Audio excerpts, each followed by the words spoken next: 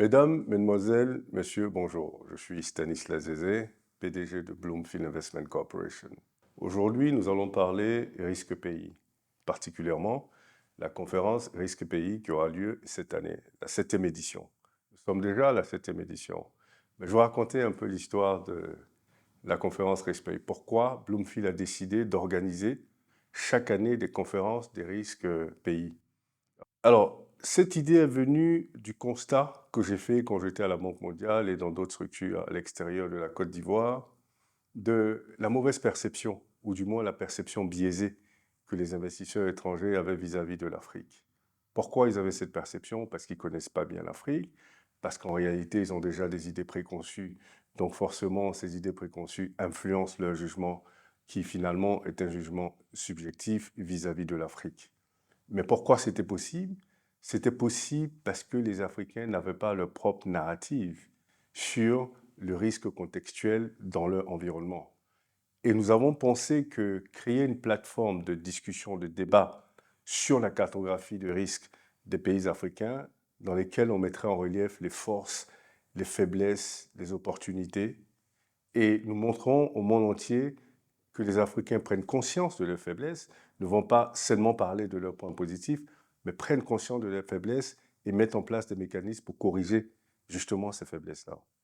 Et aujourd'hui, nous nous rendons compte que c'est une plateforme qui est devenue une plateforme extrêmement puissante, extrêmement importante. Chaque année, nous recevons au moins 500 personnalités comme participants, donc du secteur public, privé, la diplomatie, les chercheurs, les chefs d'entreprise, les capitaines d'entreprise. Et nous laissons aussi, bien sûr, la place aux jeunes avec des étudiants et des jeunes cadres. Nous avons même réussi depuis l'année dernière à exporter les conférences des bars pays. L'année dernière, la première conférence pays que nous avons faite à l'extérieur, c'était en République démocratique du Congo. Ça a été un grand succès. Et nous avons décidé de le faire chaque année. Cette année, nous le ferons en juin. Cette année, la 7e édition, le bilan est extrêmement positif. Cette année, je me rends compte de l'impact extrêmement puissant de ces conférences débat risque pays. Cette année, nous allons aborder des sujets importants, aussi importants que ceux abordés les années précédentes. Cette année, nous allons parler de la décentralisation économique, qui pour moi, dans ce pays, est extrêmement important quand vous savez que près de 80% de l'activité économique est concentrée sur la capitale Abidjan, qui devient congestionné. Évidemment, beaucoup de choses sont faites dans cette capitale, ce qui malheureusement attire tous ceux de l'intérieur et que finalement, on a l'impression que quand on est en Côte d'Ivoire, on doit être à Abidjan pour pouvoir avoir des opportunités. Donc, quelle sera la stratégie du gouvernement à créer de la décentralisation économique, décentralisation industrielle, de sorte à ce qu'il y ait des villes secondaires qui soient aussi attractives qu'Abidjan et qui attirent d'autres gens qui sont autour de ces régions et dans d'autres régions, de sorte à créer différents pôles économiques qui feront de ce pays, qui est déjà résilient, solide, peut-être un pays plus solide, plus résilient, plus attractif. Nous allons parler aussi de euh, l'économie culturelle, qui est finalement peut-être le parent pauvre de l'économie, parce qu'on n'en parle jamais. Pourtant, les pays africains sont des pays extrêmement riches en culture.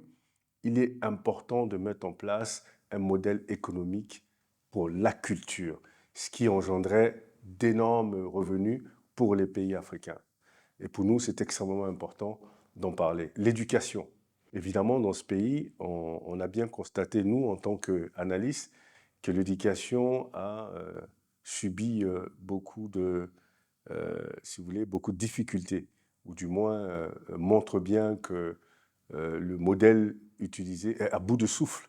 Aujourd'hui, comment réinventer cette éducation nationale pour revenir à cette éducation qui était très forte? La Côte d'Ivoire était un peu le fleuron de l'éducation, de la recherche. Comment revenir à ça? Ou alors, comment adapter un nouveau modèle politique à un nouvel environnement? C'est vraiment de ça qu'il s'agit. Et on a aussi décidé cette année de parler du paysage politique qui est en pleine mutation. Vous avez des alliances, des désalliances, Vous avez également de nouveaux partis qui se créent. Qu'est-ce que tout ça, en réalité, apporte à la stabilité sociopolitique de ce pays? Donc, c'est un élément sur lequel nous voulons vraiment faire un zoom. Et nous allons faire un zoom aujourd'hui avec, cette année avec des acteurs pertinents de cet environnement sociopolitique-là. Alors, cette année, l'événement aura lieu le 4 mai au Sofitel Hôtel Ivoire dans la salle de fête. Et pour participer, il faut s'inscrire. Nous avons une liste de personnes que nous invitons systématiquement chaque année, mais il y a aussi une partie qui s'inscrit pour participer. La participation est gratuite, sur invitation et sur inscription. Donc, je vous invite à consulter notre site internet www.bloomfield-investment.com pour vous inscrire. Et je vous donne rendez-vous donc le 4 mai au Sofitel Hôtel Ivoire pour débattre de la cartographie du risque de la Côte d'Ivoire. Je crois qu'aujourd'hui, les enjeux sont extrêmement intéressants. La Côte d'Ivoire est en année électorale, donc évidemment, on se pose des questions, on fait le bilan, et ce serait l'opportunité pour vous de poser des questions à tous ces acteurs du secteur public, du secteur privé, du monde diplomatique, et aussi des institutions internationales, régionales et nationales, pour avoir les réponses à vos questions. C'est votre droit d'avoir des réponses sur justement toutes ces problématiques-là. Donc je vous donne rendez-vous le 4 mai prochain au Sofitel Hôtel Ivoire. D'ici là, je vous souhaite une excellente journée. Peace. Word up.